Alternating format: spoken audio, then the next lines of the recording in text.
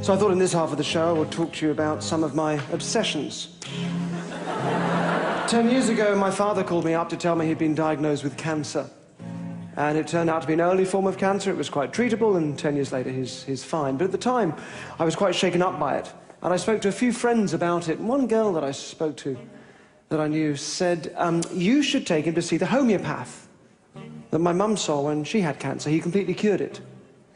And I thought, a couple of things. First of all, I thought, yeah, your mum also had 6 months of chemotherapy, which you've just edited out of that story, but okay. And secondly, I know about things like homeopathy because they do interest me. There have been dozens of systematic reviews of all of the hundreds of tests that have been done on homeopathy over the years, proper tests. And we do know now for a fact that it doesn't work. We know that. The results are actually very clear, quite unambiguous. It doesn't work. It doesn't have any real effect. And I tried to nicely explain this to her, and she said, well, it is your dad, though. You could afford to be a bit more open-minded. Open-minded.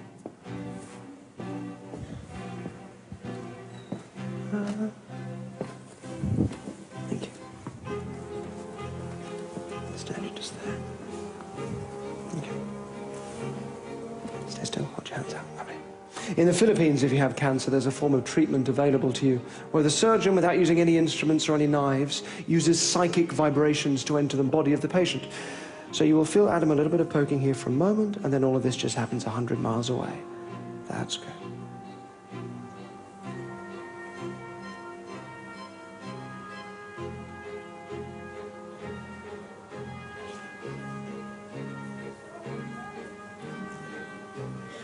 And removes from inside any cancerous tumors or demonized parts.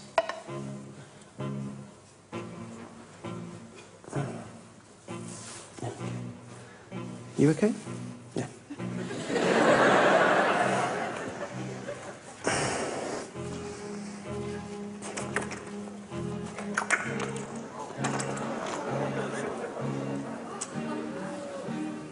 Thank you. Would you sit yourself back down again? Thank you. Of course, it's a conjuring trick. It's a really ugly scam called psychic surgery. And sometimes, rather like with homeopathy, sometimes people do get better, surprisingly, either because they were just going to get better anyway, or because of the placebo effect, which just means that for some people with low-level conditions, their belief that this is actually going to help is enough to create a genuine improvement, which is great for those people. But clearly not the same as saying that this is an effective treatment or something that you'd want to use instead of medicine that does actually stand up to testing, let alone anything, sadly, that's ever going to help cancer. But hey, got to be open-minded.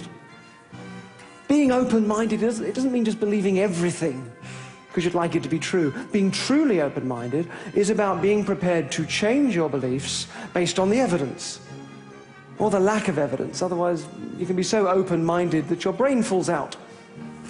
Hold that thought. Going to come back to it.